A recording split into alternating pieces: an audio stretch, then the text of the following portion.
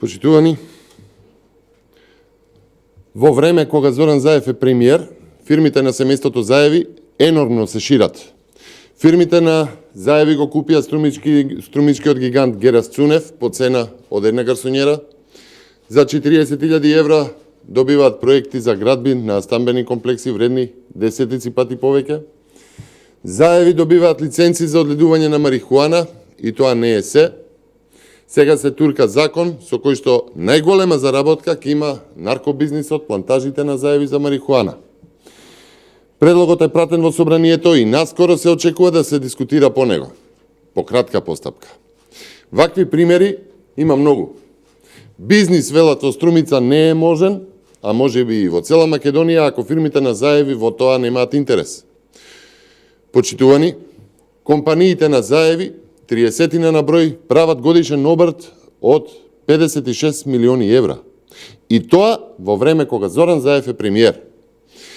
Заев е должен да објасни колкава е разликата во обртот на бизнисите, обртот на парите, на компаниите на Заеви сега и пред тој да стане премиер.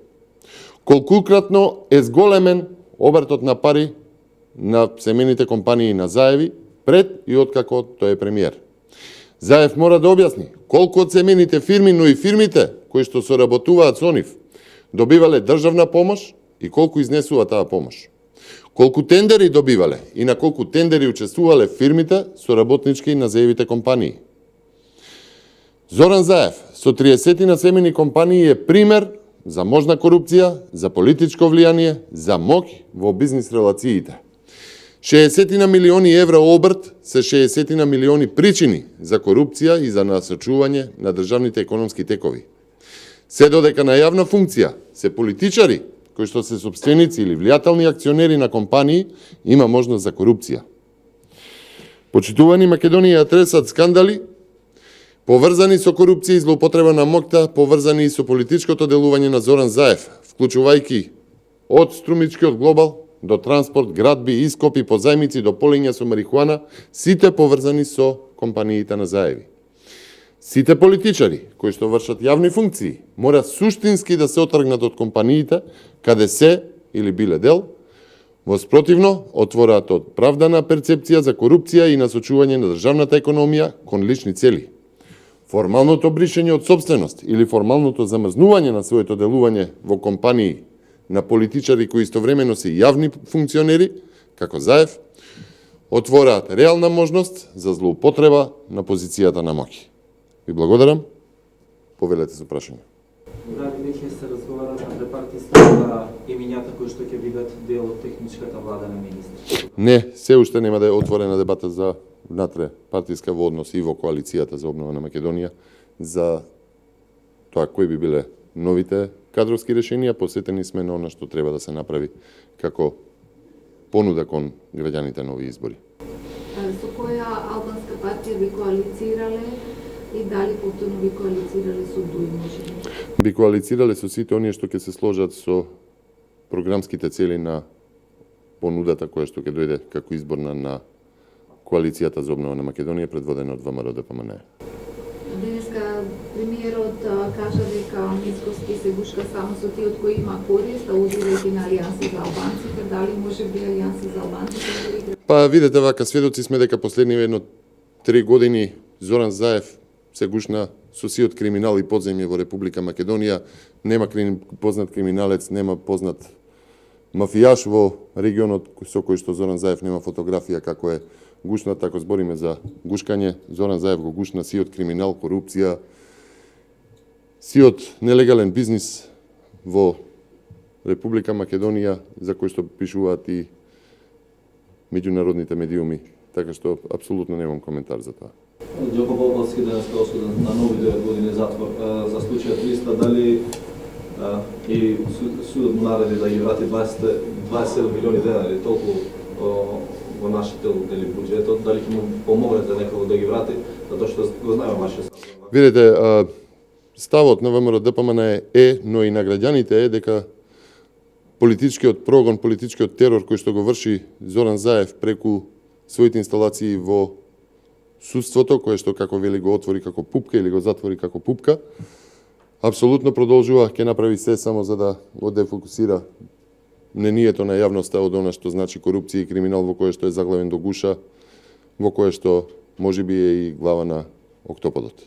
Баш затоа дека вашиот став тако како што е дека се политички монтирани случаи, дали некако ќе му помогнете на Љупо Попов? По изборите кои што следат, ВМРО-ДПМН ќе направи ревизија на сите неправди кои што се нанесени. Рековте имате план и програма за кога дојдете на власт. Како ќе постапите со договорот со Бугарија, преспанскиот договор?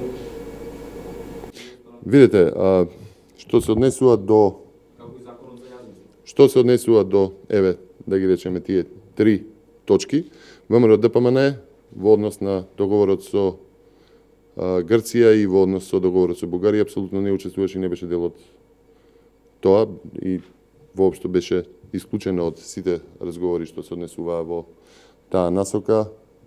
Јасно е дека одговорноста за штетните делови кои што се наоѓаат во двата договора е само кај СДСМ, особено во оној дел кој што значеше и промена на уставот на Република Македонија и беше вграден преспанскиот договор всушност во тој во ново изгласаниот устав, да го наречеме така.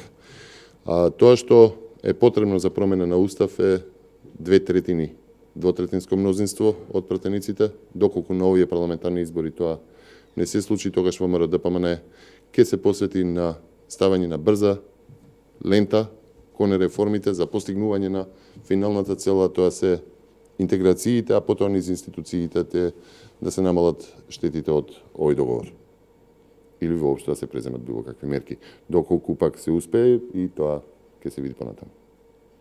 Во однос на законот за јазици, ме прашавте и за него, апсолутно ВМРО-ДПМН е неколку пати има повторено дека не е против унапредување на правата на сите граѓани во Република Македонија, меѓутоа да биде тоа согласно законите и уставот, сега апсолутно дека треба да се види и да се постапува по она што значи мислењето на Венецијанската комисија, чија што драфт верзија веќе се појави во јавноста, да видиме што ќе биде и финалниот одговор од таму. Знаеме дека власта побара и се обиде да го спречи објавувањето на финалниот извештај на Венецијанската комисија, но важно е дека треба да се почека и мислењето од Уставниот суд, докаде што има поднесени иницијативи во однос на неуставноста на ова законско решение како што е.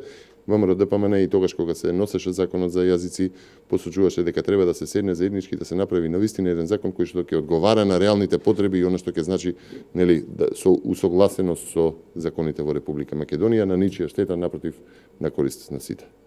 Малку заблуда, барем јас моментално имам, дали ќе продолжите евроинтеграциите, но под кое име? Молам? Под кое име? Република Северна Македонија? Веќе сега и Видете, да, Република Македонија, апсолутно Република Македонија.